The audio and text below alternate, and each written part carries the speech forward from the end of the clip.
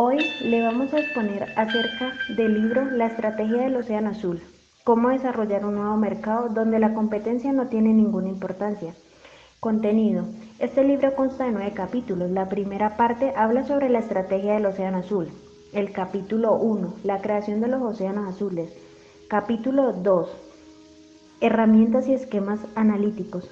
La segunda parte hace referencia a la formulación de la estrategia del océano azul. Capítulo 3, la reconstrucción de las fronteras de mercado. Capítulo 4, enfocarse en la perspectiva global, no en cifras. Capítulo 5, ir más allá de la demanda existente. Capítulo 6, aplica la secuencia estratégica correcta. La tercera parte hace énfasis a la ejecución de la estrategia del océano azul. Capítulo 7, vencer las principales barreras organizacionales. Capítulo 8, incorporar la ejecución a la estrategia. Capítulo 9, conclusión sostenible, renovación de la estrategia del océano azul.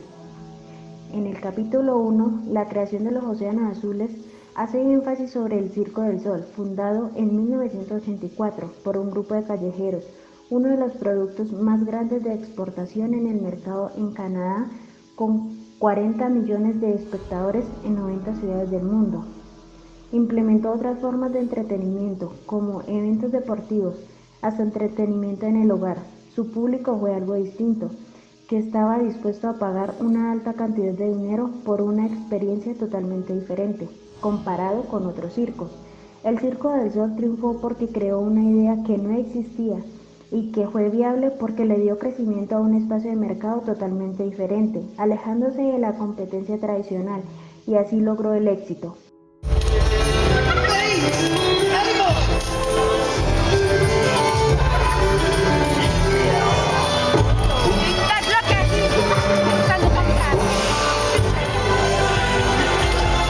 Para comprender este logro, el Circo del Sol, imaginemos un universo competitivo compuesto por dos océanos. El océano rojo representa todas las industrias existentes en la actualidad. Sus estrategias compiten en espacios existentes en el mercado. Las compañías tratan de superar a su rival. Eligen entre la disyuntiva de valor y costo. El océano azul representa las industrias que no existen actualmente en el mercado. Sus estrategias crean un espacio sin competencia, hace que la competencia pierda esa importancia. Las compañías deben ir más allá de las competencias a fin de lograr nuevas oportunidades de crecimiento y rentabilidad, lanzando al mercado nuevos productos y servicios. Este libro proporciona los esquemas prácticos y las herramientas analíticas para buscar y capturar sistemáticamente los océanos azules.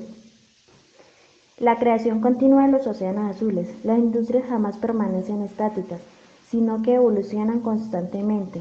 Las operaciones mejoran, los mercados se amplían. Océanos azules a través del tiempo. Por consiguiente, centrar la atención en los océanos rojos es aceptar los principales factores restrictivos de la guerra, la necesidad de vencer al enemigo para alcanzar el éxito, negando la fortaleza que distingue al mundo empresarial, la capacidad de crear espacios nuevos sin competencia. Por ejemplo, los impactos de la creación de océanos azules. En cuanto al lanzamiento del negocio, solo invierten el 14% y el océano rojo el 86%.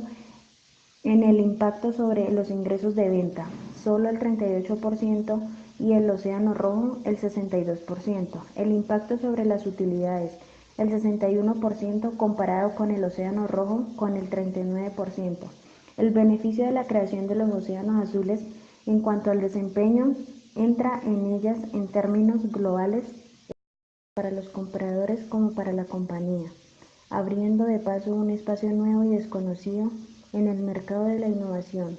El valor la encontramos en las compañías cuando hay un equilibrio entre innovación y la utilidad del precio y la posición de costo.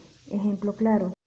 Volvamos al Circo del Sol. La esencia de la experiencia del entretenimiento que logró crear fue la búsqueda simultánea de la diferenciación y el bajo costo. Cuando apareció por primera vez, los demás circos se dedicaban a compararse entre sí y a maximizar su participación en una demanda cada vez más reducida. Los 6 principios de la estrategia del océano azul. Principio de la formulación, reconstruir las fronteras de mercado, enfocarse en la perspectiva global, no en fibras, ir más allá de la demanda existente, desarrollar la secuencia Estratégica correcta. Principios de la ejecución. Superar los obstáculos claves de la organización. Incorporar la ejecución dentro de las estrategias. Factores de riesgo atenuado a cada principio. Riesgo de búsqueda, riesgo de planeación, riesgo de escala, riesgo de modelos de negocio. Factores de riesgo atenuados a cada principio. Riesgo organizacional, riesgo de gestión. El capítulo 2. Las herramientas y esquemas, apuntándole a 6 principios de la formulación y ejecución. Por ende, debemos recurrir a un cuadro estratégico, un esquema analítico fundamental para la innovación y la creación de océanos azules. Por ejemplo, miramos la estructura con base a la industria vinícola de los Estados Unidos. Desde el punto de vista de mercado, ahora vemos el eje vertical del cuadro estratégico, el cual refleja el nivel de lo que se ofrece a los compradores, en lo relacionado con todas las variables claves de la competencia. También nos habla sobre el esquema de las 4 acciones, a fin de romper la disyuntiva entre la diferenciación y el bajo costo y crear una nueva curva de valor. Es preciso plantear 4 preguntas claves, tendencia a cuestionar la lógica estratégica y el modelo del negocio de la industria. La segunda parte, la formulación de las estrategias del Océano Azul. Capítulo 3. La reconstrucción de fronteras de mercado. Las compañías deben salir de las fronteras aceptadas que definen la manera como deben competir, en lugar de mirar el interior de esas fronteras. Deben dirigir su mirada hacia otras industrias alternativas, hacia otros grupos de compradores, hacia productos y servicios complementarios. Para ello, las 6 vías. Primera vía, explorar industrias alternativas, generando productos y servicios alternativos, o también pueden adoptar distintas formas y cumplir funciones, pero aún así contribuir con el mismo objetivo. Segunda vía, explorar los grupos estratégicos dentro de cada sector. De esta manera se crean océanos azules. Si se explotan otras industrias alternativas, también es posible abrirlos explotando los diferentes grupos estratégicos.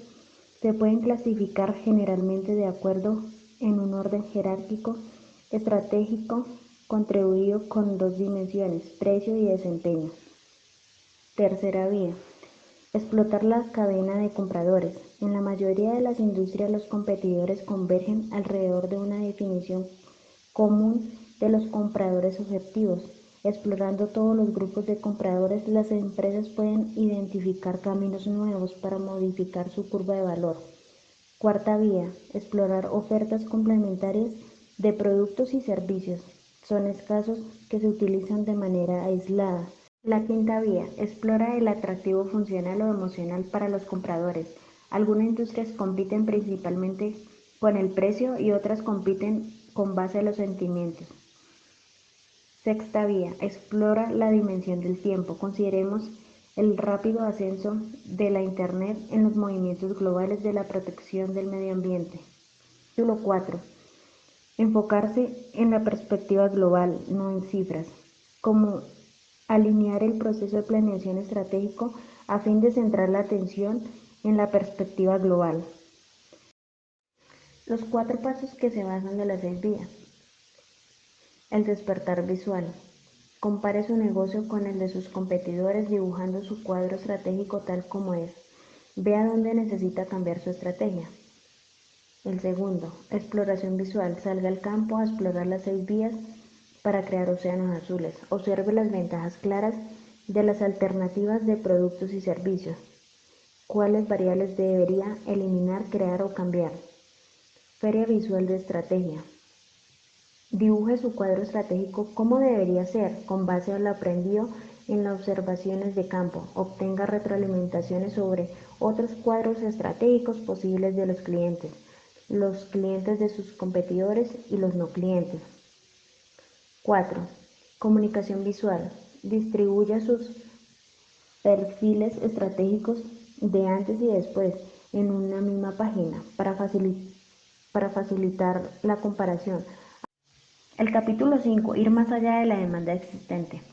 En este componente clave para lograr la innovación en el valor, disminuye la intensidad al riesgo de la escala asociada. Para ello, los 3 niveles de los no clientes. El primer nivel son los más cercanos a su mercado, son compradores que compran lo que necesitan, lo que la industria ofrece, apenas en cantidades mínimas y por necesidad, pero en su mente no se consideran clientes de la industria.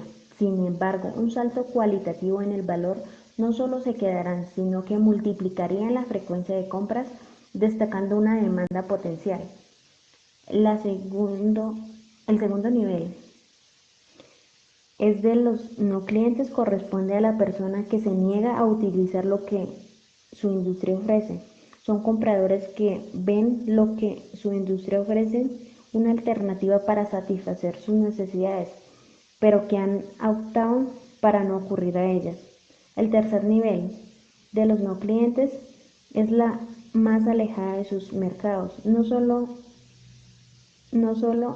son clientes que jamás han comprado como alternativa lo de su mercado, al centrar su atención en los principales elementos comunes entre los no clientes y los clientes existentes.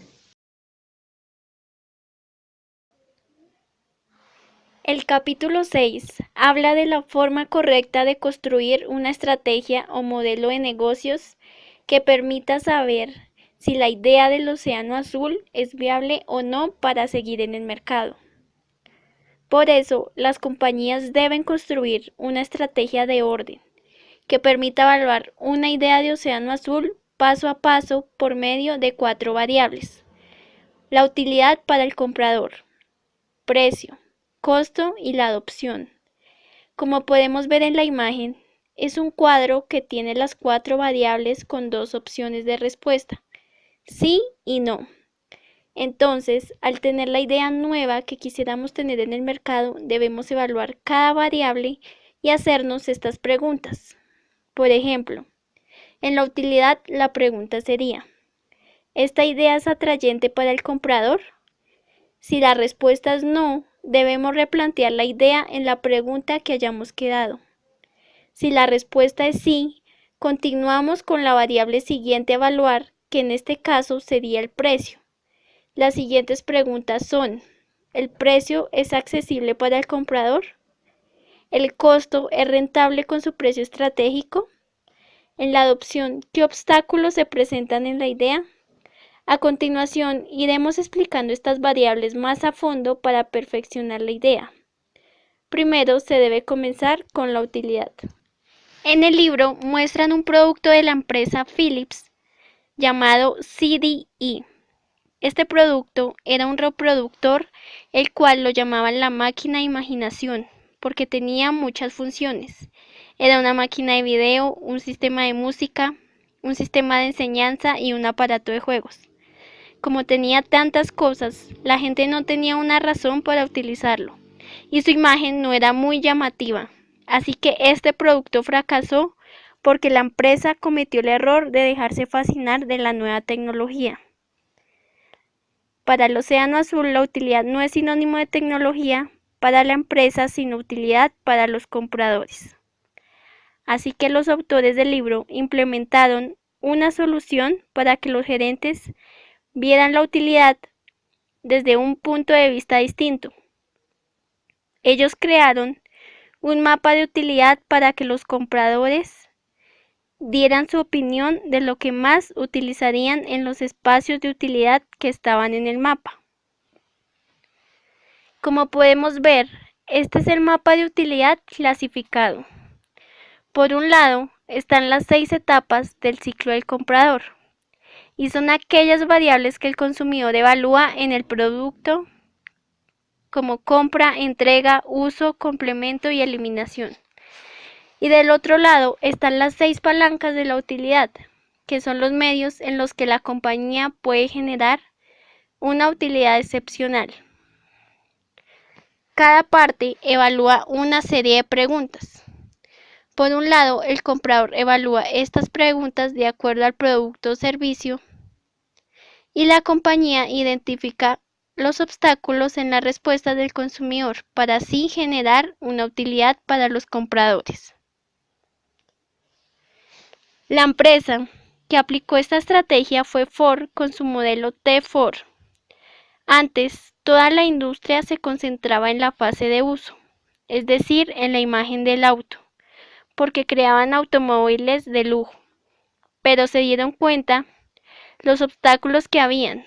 El primero era la comodidad y el segundo era el riesgo. Pasaba mucho que en las carreteras era difícil y incómodo de manejar en esa clase de auto. Así que ellos eliminaron los dos obstáculos y crearon una utilidad novedosa. Primero crearon este modelo de un solo color, negro, y que fuera cómodo y utilizable para todos los días. Como empresa, no solo se debe atraer un gran número de compradores, sino también conservarlos. Los autores crearon una herramienta llamada banda de precios en el grueso de mercado para ayudar a los gerentes a encontrar el precio correcto para una oferta irresistible sin necesidad de bajar el precio. Para la banda de precios se debe tener en cuenta dos pasos. El primer paso es identificar la banda de precios de grueso del mercado, evaluando los tres tipos de producto o servicio. El primer tipo de producto o servicio es si el producto es de la misma forma. Como estrategia de Océano Azul no es muy viable, porque no tiene sentido competir con productos iguales y generar ganancia. Los océanos rojos, cuando su producto es igual al de otras compañías, fijan su precio muy bajo para así vender más rápido, pero no es ideal la política de precio en el Océano Azul. El segundo tipo es si es de diferente forma o misma función. Podemos tomar el ejemplo del modelo T-Ford. Para crear este modelo tomó de referencia el coche de caballos. Su forma era distinta a un auto y a un ser vivo, pero ofrecía la misma utilidad, que era el transporte familiar y personal. El tercer tipo es si el producto o servicio es de distinta forma y función, pero tiene el mismo objetivo. Un ejemplo sería la empresa colombiana Cosechas. Tiene distinta forma y función. A diferencia de un puesto común de comidas rápidas, Cosecha vende jugos, alimentos saludables con la función de consumir algo sano, pero tienen el mismo objetivo, que es disfrutar de un alimento fuera de casa. El producto o servicio debe estar en el segundo y tercer tipo, que es lo ideal para una estrategia de Océano Azul. Después de identificar la banda de precios, el segundo paso es especificar un nivel dentro de la banda de precios. La segunda parte de la herramienta ayuda a los gerentes a determinar cuál puede ser dentro de la banda el nivel más alto de precio que no favorezca la imitación. El primer nivel es el precio bajo. Tiene poca protección legal y recursos fáciles de imitar. Estos productos pueden ser de la misma forma. Como sus productos son iguales, deben bajar el precio debido a la competencia. Incluso cualquier persona puede vender un producto de mala calidad. El segundo nivel es el precio intermedio. Tiene cierto grado de protección legal y de recursos. El tercer nivel es el precio alto. Tiene alto grado de protección legal y de recursos, como son los derechos de autor. La compañía es propietaria de un activo exclusivo que los demás no pueden imitar. Puede atraer tanto a los no clientes como a los clientes, por ser un producto novedoso y de excelente calidad, incentivándolos a comprar. La fijación de costos mínimos es el siguiente paso de la secuencia estratégica. Para tener una estrategia de costos rentables se debe aplicar cualquiera de las tres palancas. La primera palanca es racionalizar e innovar costos. Dos ejemplos fue el Cirque du Soleil. Redujo en costos innecesarios como eliminar animales y estrellas y así obtuvo ganancias. Otro ejemplo fue la compañía de relojes suiza Swatch. Innovó su reloj cambiando totalmente su reloj de cuero a un reloj de plástico, cambiando en otros materiales diferentes, redujo la mano de obra, la vendió a un costo elevado para que Japón y otras compañías evitaran imitar su reloj. La segunda palanca para cumplir los costos son las alianzas con grandes compañías. Una empresa que utilizó esto fue IKEA, buscó precios bajos, materias primas y la producción al aliarse con 1.500 compañías de otros países para producir más rápido 20.000 artículos. La última palanca es cambiar un modelo de precios sin arriesgar su política estratégica de precios. Un ejemplo que aplicó esta palanca fue la compañía de cintas de video Blockbuster. Antes vendían películas, pero nadie las compraba porque solo la veían una vez y las dejaban allí. Preferían ir al cine. Entonces Blockbuster decidió alquilar videos y así cambió su modelo de precios reduciendo costos. Las compañías pueden valerse de dos palancas fundamentales: racionalizar e innovar costos y establecer alianzas.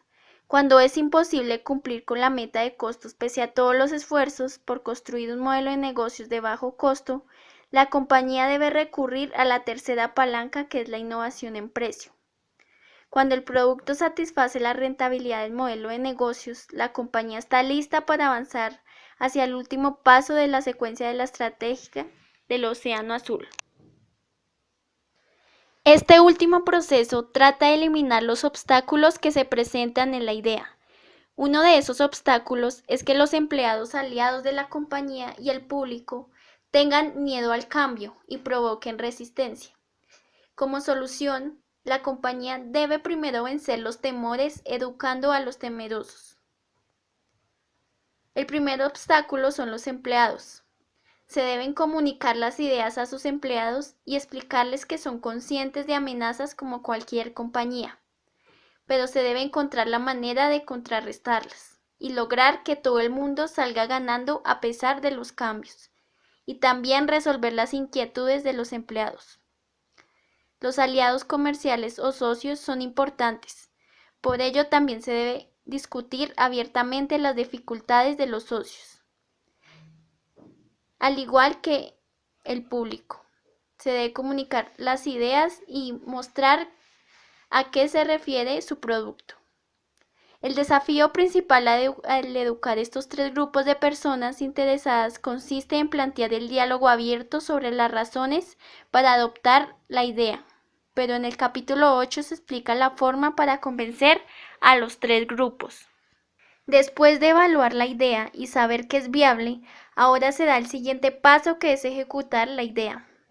Pero una idea de Océano Azul implica un reto: superar 4 barreras mediante un cambio estratégico.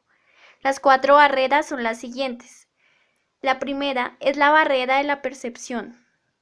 Romper el statu quo, es decir, crear conciencia de los empleados que se necesita un cambio estratégico. La segunda barrera es tener recursos limitados. En la idea, en vez de aumentar, se deben disminuir los recursos. La tercera es la motivación. ¿Cómo motivar a los empleados en menos tiempo? Y la cuarta barrera es la política, vencer las oposiciones que van en contra de la idea. Estas barreras están presentes en todas las compañías. Para los autores, la solución es recurrir al liderazgo para inclinar la balanza, el cual permite superar estas barreras a bajo costo y convencer a los empleados. Un ejemplo de un líder que logró superar todas las barreras fue Bill Branton. Fue nombrado comisionado en los años 90 en el Departamento de Policía de la ciudad de Nueva York, y él puso en marcha la estrategia de Océano Azul en el sector público a partir de los años 90, con el fin de disminuir la delincuencia y generar calma a la población. Más adelante explicaremos cómo hizo para superar cada barrera. El hecho es que un líder, para inclinar la balanza, se apoya en la realidad corporativa. Observa personas, actos, actividades que pueden influenciar negativamente en el desempeño y así superar las barreras. La barrera de la percepción consiste en buscar la manera de convencer a las personas que necesitan un cambio estratégico y que todos analicen las causas. Muchos directores cometen el error de basarse en cifras estadísticas para motivar el cambio y así generar mejores resultados. Pero estas cifras se pueden manipular y son engañosas. Así que para el Océano Azul, el liderazgo para inclinar la balanza no se apoya en cifras. La solución es que los líderes deben centrar su atención en los que ejercen una influencia desproporcionada, es decir, hacer que las personas o los miembros de la empresa vean y experimenten la dura realidad. El dicho común, ver para creer. Esto hace que al tener experiencia de esta situación que vieron, altere su comportamiento. Un ejemplo fue cuando Bratton rompió el statu quo y los empleados vivieron en carne propia los peores problemas operativos y dejaron de apoyarse en las estadísticas. Esto ocurrió en los años 90 del tren subterráneo de la ciudad de Nueva York. La gente decía que era muy inseguro y la policía se negaba a aceptar que era peligroso, porque se basaban en la estadística que decía que solo el 3% de los delitos más graves se cometían en el tren. Así que cuando llegó Bill Bratton, cambió totalmente esta mentalidad e hizo que los oficiales y agentes y él vivieran la experiencia del tren, día y noche. Se pusieron en los zapatos de la población y pudieron ver la gente que se colaba, los grafitis, los borrachos tendidos en las sillas, los pandilleros. Al ver la horrible realidad, se vieron en la necesidad de generar una estrategia urgente. Otra solución para ver la realidad es escuchar a los clientes descontentos organizando reuniones. El siguiente paso es cuestionarnos con esta pregunta: ¿hay dinero para costear los cambios necesarios?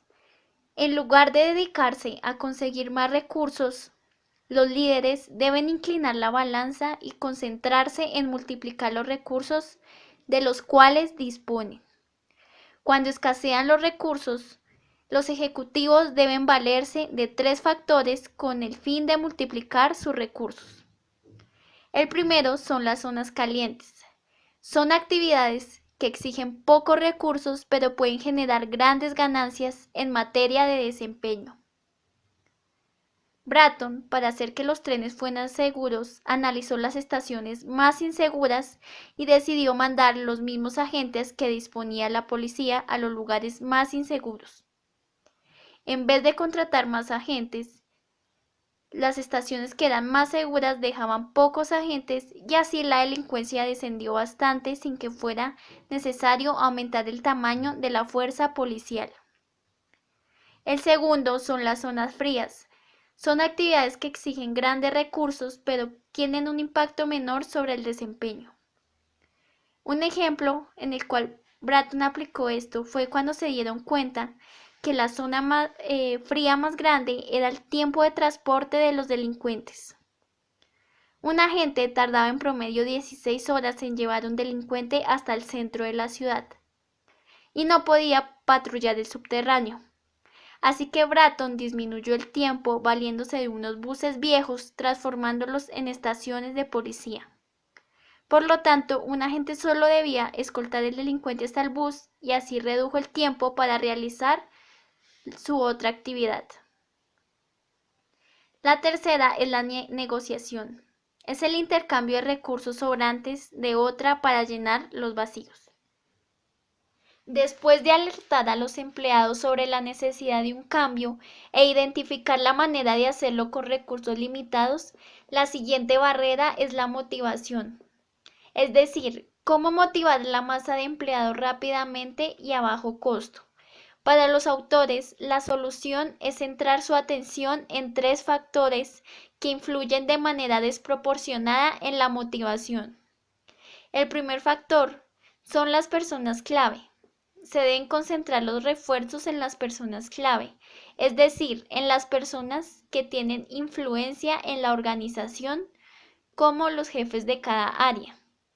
El medio fundamental para lograr un nivel significativo en la motivación entre las personas clave es poner a las personas en una pecera, es decir, establecer un escenario equitativo, como una reunión, en el que todas las personas clave tengan la oportunidad de destacarse para que haya el segundo factor, que es la gestión transparente.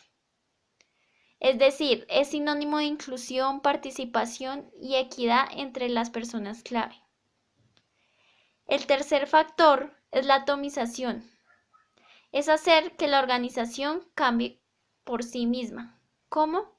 Presentando de forma correcta el desafío estratégico. Es decir, presentar y convencer que el desafío de Océano Azul es posible de hacer. La última barrera es derrumbar la barrera política. Cuando hay un cambio y es ejecutar la estrategia de Océano Azul, siempre habrán personas que no estén de acuerdo y quieran atacar generando una influencia negativa. La solución para vencer esta barrera es inclinar la balanza en tres factores. El primer factor es asegurar un consejero en las filas de alta gerencia. Un consejero es una persona bien informada políticamente, es sagaz, respetada, quien conoce todas las trampas, incluyendo la información de los que se oponen y los que están de acuerdo. Bratton superó la barrera nombrando su consejero John Timoney como su confidente. Él era el policía más temido y respetado en los agentes. Conocía muy bien quiénes eran los que sabotearían la iniciativa de Bratton y siempre se anticipaba para comentarle a Bratton. El segundo y tercer factor es apalancar los ángeles y silenciar a los demonios. Los demonios son los afectados en la futura estrategia de Océano Azul. Son los que lucharán en contra de la estrategia. Los ángeles son los que respaldarán en la estrategia. Serán los más beneficiados por el cambio estratégico. El factor fundamental para ganarse a los demonios es conocer los ángulos en los cuales pueden atacar y anticiparse para desarrollar argumentos apoyados en hechos, con ayuda de los que están a su favor. Como se observa en la imagen, podemos ver la comparación de superar las barreras y realizar un cambio en la organización entre la sabiduría convencional del Océano Rojo y el liderazgo para inclinar la balanza. En la sabiduría convencional, su teoría de cambio en la organización se basa en la transformación de las masas. Es decir, cuanto más grande es el cambio, mayores son los recursos y tiempo para producir resultados.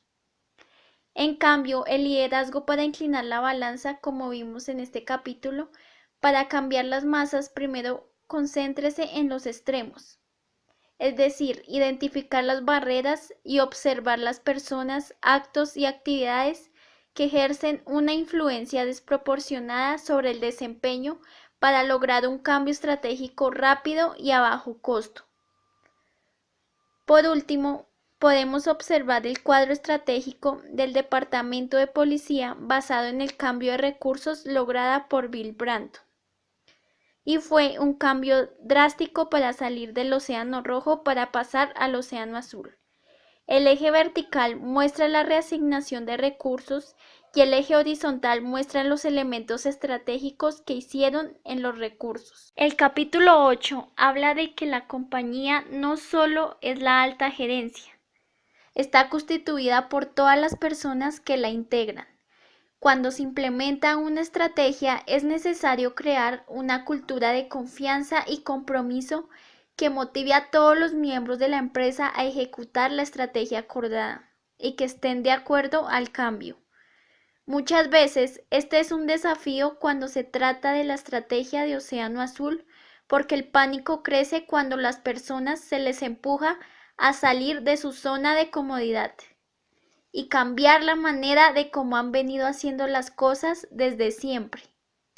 La solución es crear un proceso equitativo que permita incorporar la ejecución a la estrategia y propiciar la aceptación de la gente desde un principio y ayude a que haya cooperación voluntaria por los empleados y que no lo vean como una obligación, sino como interés propio. Como podemos ver en la imagen, se ilustra el proceso de la relación entre el proceso equitativo, las actitudes y el comportamiento. Existen tres elementos que definen el proceso equitativo. El primero es la participación. Significa involucrar a las personas en las decisiones estratégicas que las afectan, solicitando sus ideas. El segundo es la explicación. Todas las personas involucradas y afectadas deben comprender la razón por la cual se toman decisiones estratégicas definitivas. Permite a los empleados confiar en las intenciones de los gerentes. El último principio es la claridad en las expectativas. Los gerentes comunican las reglas de juego y los empleados deben saber desde un principio cuáles son los parámetros. Estos tres criterios generan una percepción de justicia que minimiza los favoritismos. Dos casos que enfrentaron los tres principios del proceso equitativo al mismo tiempo fue la compañía de sistema de ascensores Elco. Todo comenzó cuando decidieron implementar una estrategia de Océano Azul de implantar el cambio al sistema celular de producción a unos equipos en dos fábricas. Su teoría era que primero instalarían el nuevo sistema en la planta Chester porque supuestamente sus empleados eran ejemplares, y luego instalarían de último en la planta Hyde Park porque tenían miedo de que sus empleados se quejaran, ya que tenían un sindicato. Pero todo resultó diferente a la manera que ellos pensaban. La planta Hyde Park aceptó el cambio estratégico en el proceso de producción porque aplicaron los tres criterios del proceso equitativo. Los empleados sintieron que tenían un trato justo y participaron en la ejecución de la idea. Así se ganó la comprensión y el apoyo de los empleados de Hyde Park y dijeron que todo valía la pena. En cambio, los que pensaban que la planta Chester iba a tener aceptación en la idea fue cuando más generó desorden y rebelión. Esto ocurrió porque violaron los tres procesos del cambio estratégico. Los gerentes no explicaron por qué iban a generar este cambio y no escucharon a sus empleados y no tuvieron claridad en la estrategia. Así que los empleados de la planta Chester se negaron a aceptar la ejecución de la estrategia porque pensaban que los iban a echar y sentían que no podían confiar en el gerente. La conclusión de estos dos casos es cuando se viola el proceso equitativo a la hora de diseñar estrategias, los gerentes pueden provocar que sus mejores empleados se conviertan en los peores y viceversa. En el cuadro podemos observar las consecuencias cuando una compañía ejecuta una idea con proceso equitativo o cuando no es utilizado. Estas pueden influir positiva o negativamente en su reconocimiento intelectual y emocional. El compromiso, la confianza y la cooperación voluntaria no solo son actitudes o comportamientos, son activos intangibles. Por eso es importante cuando hay confianza, porque las personas confían en las intenciones de los demás. Cuando hay compromiso, las personas se sienten dispuestas a sacrificar sus intereses personales. El proceso equitativo es importante porque se está reconociendo a la persona intelectual y emocionalmente. Es una manera de demostrar con obras que hay interés por mostrar aprecio y confianza en el individuo, y también una confianza en sus talentos. Cuando las personas sienten que los demás reconocen su valor intelectual, están dispuestas a compartir su conocimiento y cuando le reconocen emocionalmente, se sienten inspiradas de dar más por sí mismos. Muchas compañías, cuando se dan cuenta que una estrategia de Océano Azul da éxito, no tardan en imitar su idea y van apareciendo otras compañías que quieran hacer lo mismo. Por ello se hace esta pregunta: ¿cuánto debe una compañía disponerse a crear otro Océano Azul? Una estrategia de Océano Azul se puede mantener durante 10 y 15 años, como ha sucedido con el Cirque du Soleil, CNN, entre otros. Esta sostenibilidad se puede atribuir las siguientes barreras contra la imitación. La primera barrera es que un movimiento de innovación en valor carece de sentido cuando se basa en la lógica estratégica convencional. Es decir, el ridículo es un buen factor para disuadir a los imitadores. Un ejemplo fue cuando apareció CNN. Se burlaron de la idea de presentar noticias las 24 horas del día, 7 días de la semana y sin presentadores estrella. Muchas industrias lo conocían a CNN como Chicken Model News, que significa noticias de pasta con pollo. La segunda barrera es el conflicto con la imagen de la marca. pues les impide a las compañías imitar una estrategia de océano azul. Un ejemplo fue la compañía Body Shop, cuando creó unos empaques costosos y muchos modelos, así que ninguna compañía de cosméticos lo. El tercero dice, el monopolio natural bloquea la imitación cuando el tamaño de un mercado no permite la existencia de otro autor. Un ejemplo es la compañía belga de cine Kinépolis. Creó el primer megaplex más grande de Europa, así que otro imitador no podía hacer lo mismo. El cuarto es cuando los patentes o licencias legales como los derechos de autor bloquean la imitación. El quinto es el alto volumen genera rápidamente unas ventajas de costos para el innovador, disuadiendo a los seguidores de entrar al mercado. Un ejemplo son las grandes compañías en materia de compras como Walmart. Como son extendidas en muchos lugares, es difícil de imitar.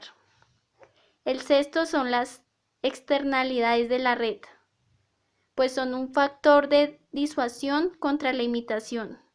Un ejemplo es la empresa eBay, pues vende en su mercado subastas virtuales. El séptimo es la imitación suele exigir cambios políticos, operativos y culturales considerables. Un ejemplo es Southwest Airlines, la compañía de viajes. Ellos modificaron los itinerarios de los aviones, capacitaron nuevamente al personal, cambiaron el marketing, los precios y su cultura. El octavo son las compañías que innovan en valor, ganan fama para su marca y ganan fieles seguidores. Este último punto es importante.